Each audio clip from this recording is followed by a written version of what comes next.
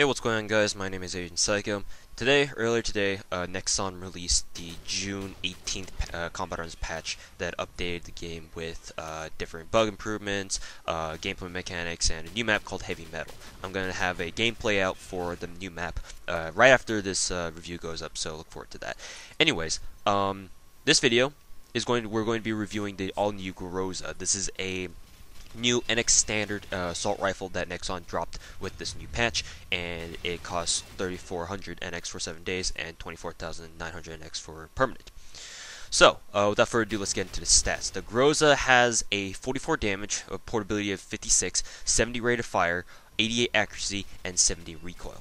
Now, right off the bat, when I first saw this really reminded me of the AK-47 stats. The AK-47 has 55 portability, 70 rate of fire, and 70 recoil. However, it has a 90 accuracy and a 48 damage. So, upon first sight, if you are very familiar with the AK-47, you compare the two, like the Groza and the AK-47, you might think the Groza is vastly outclassed.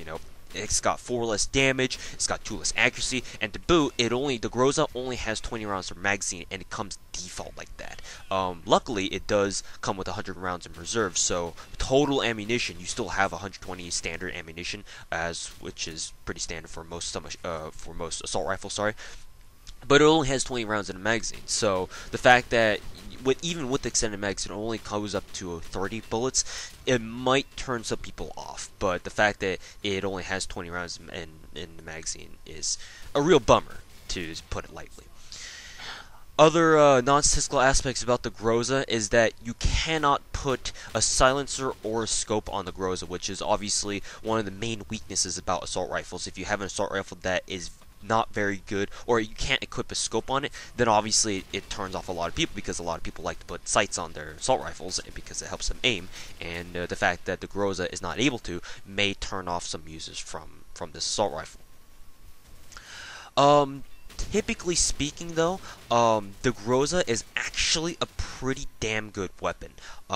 Even though it only has 20 rounds in a magazine, yeah, sure. Even though its stats might not look very enticing at first, it's got a really low portability for the assault rifles. Its damage is relatively good, but compared to other guns that have similar stats, like the AK-47 or even the G36E, which has a 45 damage instead of 44, the damage is actually very, very superb. In the gameplay, you'll see me almost exclusively tapfire with the Groza, and that's because you kind of have to. Nexon has had a pretty, I don't really know if it's a good or bad habit, but they've got a habit of making assault rifles that if they don't have a scope mounted on, or if they don't have the option to mount a scope, somehow they're really, really good at hip firing, which obviously they kind of need to be, because if you can't put a scope on an assault rifle, what else are you gonna do, right? But the Groza in particular, it really reminds me of the LR300ML in its hip firing performance, where it's really freaking good at it. It's not, the center speed is not necessarily like FAMAS or FS2000 level, but it is very much so faster than normal, than what you'd see on a lot of other assault rifles. So what I mean by center speed is how fast your crosshairs return to an original position after you fire. It's actually really, really fast in doing so. Again, not FAMAS or FS2000 level, but because those two families of assault rifles have the fastest center speed in the entire game, for assault rifles anyway, but it's pretty damn close. So, there's really not much else that I want to say about the Groza. In fact, this is actually a pretty short review for a new gun, now that I think about it. But let me give you guys a couple tips if you guys are interested in picking up this gun. Number one, the Groza, always remember, even though the Groza has a 44 damage, and it's pretty high compared to the norm of what is to be expected of assault rifles. I mean, not a lot of assault rifles have 44 damage to begin with.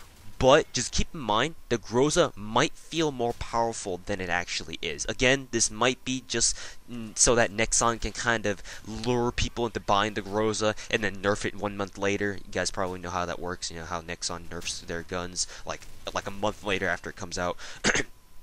But for the time being, at this time of this review, as far as I've used it, the Groza definitely seems like it has a 45 or 44 damage. It definitely doesn't seem like a 44. It seems like honestly, it seems like G36 power or maybe even more. Definitely not as much as the AK-47 though. The AK-47 is extremely powerful at 48 damage per shot. It's not exactly that level, but it's arguably somewhere between a G36 and an AK-47. You can think of it that way. You can. I've knocked down people in 3 shots across oil rig. It's that powerful. So just keep that in mind. Second thing you want to do, you want to keep in mind, is never go full auto with the Groza. Never, never, unless the enemy is right in front of your face and you know, it's better for you to just full auto it anyway.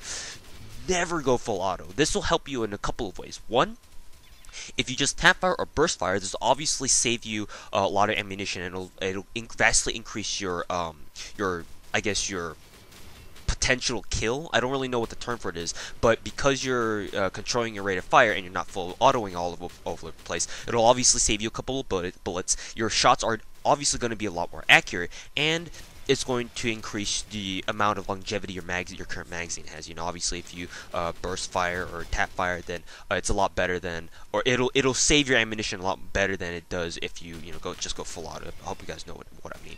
But yeah, just never go full auto. Never, never, never, because of the reasons that I just stated. And also, the Groza has the hipfire of an M4A1. Just keep that in mind. It has a very, very accurate hipfire. It's just like the LR300ML.